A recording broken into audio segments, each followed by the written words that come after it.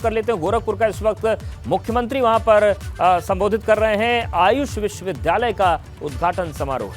वहीं साथ ही साथ परंपरागत चिकित्सा पद्धति आयुष के माध्यम से भी हम लोगों को आरोग्यता, संपूर्ण आरोग्यता को प्राप्त करने की दिशा में आगे बढ़ा सकें।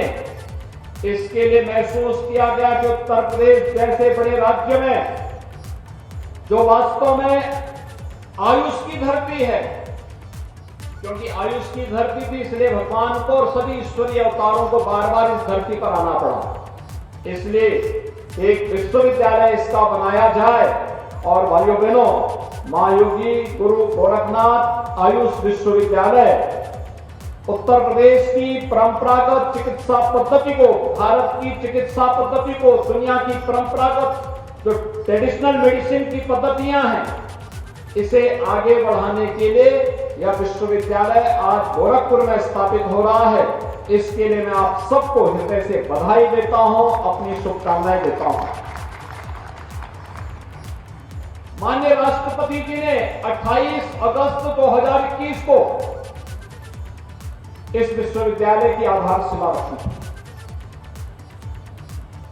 आधारशिला रखने के बाद जब ये कार्यक्रम आगे बढ़ा, आज यहां पे ओपीडी का निर्माण कार्य प्रारंभ हो चुका है। ओपीडी प्रारंभ हो गई है, यानी अब यहां पे मरीज देखे जाएंगे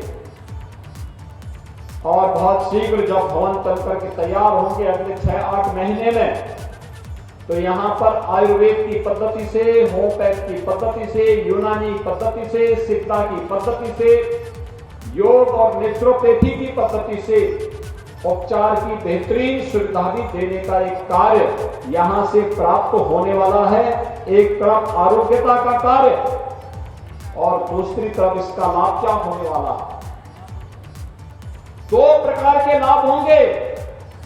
एक, आयुष पद्धति से किसानों को, आम नागरिक को जोड़ने के लिए क्या कार्य होगा, कौन कौन सी ऐसी जड़ी बूटियां हैं जो इस आसपास के क्षेत्र में उगती हैं, उसका कलेक्शन यहां के नागरिकों के द्वारा होगा, उनकी अतिरिक्त आय होगी। खेत में अगर हर्बल पद्धति से आप खेती करना प्रारंभ करेंगे और हर्बल खेती करना प्रारंभ करेंगे तो उसका परंपरागत धान, गेहूं से ज्यादा दाम आपको मिलेगा और उसका सेंटर या आयुष विश्वविद्यालय बनेगा, जहां पर किसान अपनी उपज को लेके आएगा या खरीदेगा और किसान को उसका कई गुना दाम देगा। किसान के जीवन में खुशहाली आएगी, अनेक नौजवानों को उसके साथ, रोजगार के साथ जुड़ने का अवसर प्राप्त होगा।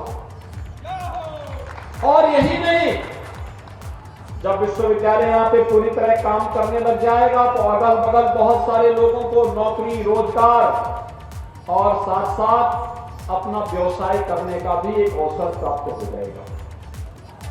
यानी एक विश्वविद्यालय सैकड़ों लोगों के लिए नौकरी और रोजगार तो लेके आता ही है, हजारों लोगों के जीवन में परिवर्तन का एक कारक बन जाएगा। कहीं पे लोग आयुर्वेदिक पद्धति से जड़ी बूटियों को उगाने का काम करेंगे, औषधीय पौधों, औषधीय खेती करना प्रारंभ करेंगे। कहीं पर उन्हें व्यवसाय करने का अवसर प्राप्त होगा, किसी को दुकान लगाने का अवसर प्राप्त होगा, किसी को आयुष विश्वविद्यालय में नौकरी की सुविधा उपलब्ध होगी। अलग अलग प्रकार से, अलग अलग तरीके से लोगों को जुड़ने का अवसर प्राप्त होगा। और यह एक अवसर है आप सबके लिए, जब यह आयुष पद्धति से ओपीडी का कार्य प्रारंभ हो रहा है। आज आयुष विभाग के मंत्री भी हैं, यहाँ के लोकप्रिय सांसद भी हैं, लोकप्रिय विधायक भी हैं, गोरखपुर जनपद के हमारे सभी लोकप्रिय जनप्रतिनिधिगण भी हैं। इन सब की उपस्थिति में, प्रशासन की उपस्थिति में आपको ये समर्पित किया जा रहा है। इसके लिए मैं आप सबको बधाई देता हूं, अपनी शुभकामनाएं देता हूं। कुछ ही दिन में शिवरात्रि का पावन पर्व आने वाला है। भगवान शिव देवादिदेव महादेव हैं। शिव की ताकत का एहसास हम सबको लगा सकते हैं कि भगवान शिव जहर को भी आत्मसात करते हैं, लेकिन कभी किसी का अकल्याण नहीं करते, यानी कल्याण ही कल्याण करते हैं। शिव का मतलब ही कल्याण है। आयुर्वेद की पद्धति से, होम्योपैथ, यूनानी, सिद्धा, योग और नेचुरोपैथी की पद्धति से चिकित्सा का मार्ग खुलना भगवान शिव के प्रति, और बाबा गोरखनाथ तो शिव के ही प्रतीक हैं, उनके प्रति ये सच्ची श्रद्धा का एक भाव है, कृतज्ञता का भाव है कि हम सब उनके प्रति एक कृतज्ञता का भाव व्यक्त करते हुए आज यहाँ पर इस विश्वविद्यालय की प्रगति को आगे बढ़ाने के लिए, इसके माध्यम से यहाँ के युवाओं को उच्च शिक्षा अर्जित करने के लिए एक नया मंच देने जा रहे हैं। आज भारत के पास टूरिज्म के जो अनेक अवसर हैं, उन अनेक अवसरों में से एक महत्वपूर्ण अवसर होता है जब हम लोग यहां के माध्यम से बहुत सारे उन कार्यक्रमों को आगे बढ़ा सकते हैं। यह तो टूरिज्म उसमें से एक है। आपने देखा होगा प्रधानमंत्री मोदी जी के मार्गदर्शन में जब काशी विश्वनाथ धाम देश और दुनिया को अपनी ओर आकर्षित कर रहा है, लाखों लोग पृथ्वी में जाकर के दर्शन कर रहे हैं।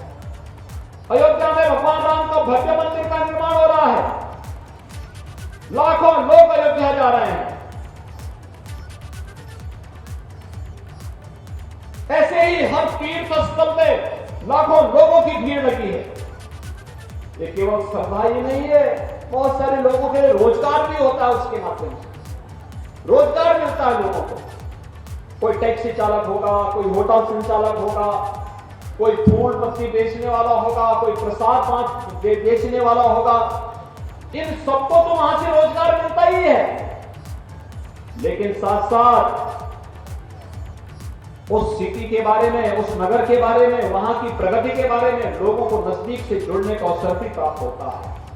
उत्तर प्रदेश इस दृष्टि से सौभाग्यशाली है कि दुनिया के श्रद्धालु जनों को अपने आकर्षित करने के लिए सभी प्रकार के धार्मिक स्थल हमारे पास मौजूद हैं। हमारे पास पर्यटन विकास के अनेक संभावनाएं हैं, और जिसमें ढेर सारी संभावना छुपी हुई है, वह है हेल्थ टूरिज्म में।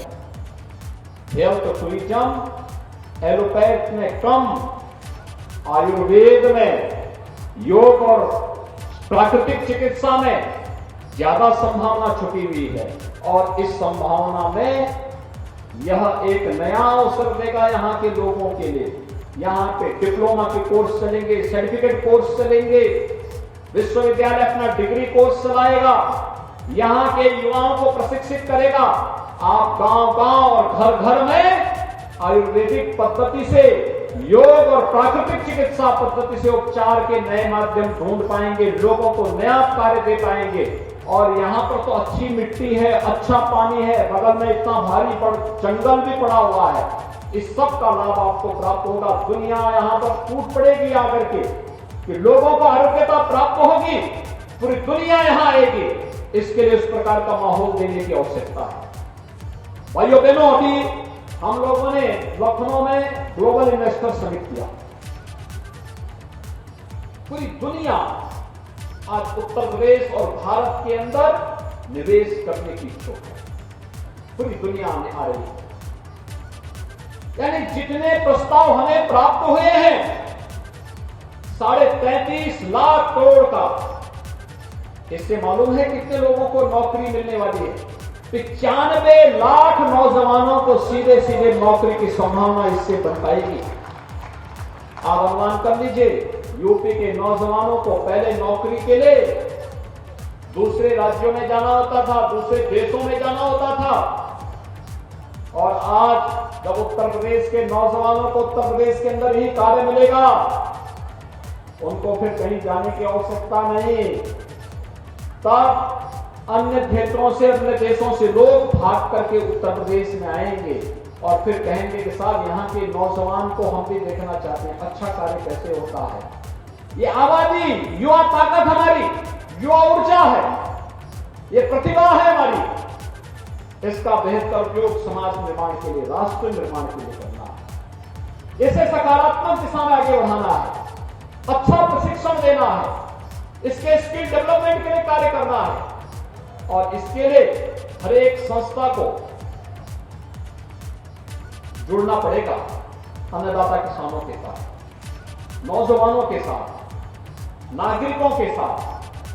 सभी लोग मिलकर के कार्य करेंगे।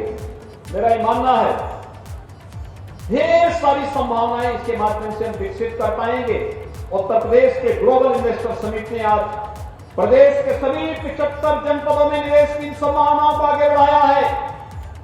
अब कोई जनपद ये नहीं कह सकता कि हमारे जनपद में निवेश नहीं हो रहा है। हर एक जनपद में हम लोग ये देने जा रहे हैं और भाइयों बहनों, विकास समान रूप से प्रदेश के अंदर हर एक जगह होने जा रहा है। इसका लाभ भी उत्तर प्रदेश को प्राप्त होगा।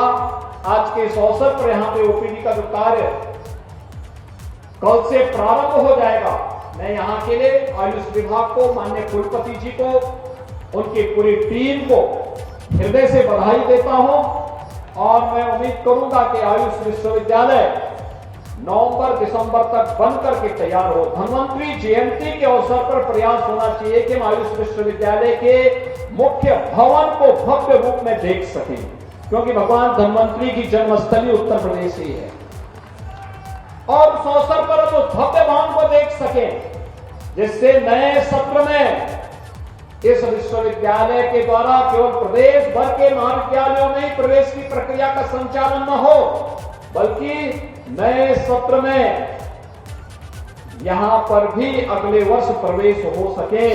यह भी कार्य हम सबको तय करना है। आज के इस अवसर पर मैं आयुष की पूरी टीम को हृदय से बधाई देता हूं, आप सभी का अभिनंदन करता हूं और विश्वास व्यक्त करता हूं कि विकास की इस प्रक्रिया के साथ हम कदम से कदम मिला करके उत्तर प्रदेश को भारत की सबसे बड़ी अर्थव्यवस्था में स्थापित करने में अपना योगदान देंगे। आप सबके प्रति मेरी शुभकामनाएं। धन्यवाद। जय हिंद।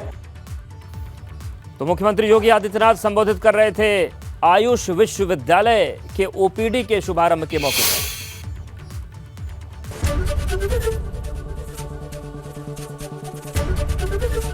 एबीपी गंगा, खबर आपकी, जुबान आपकी।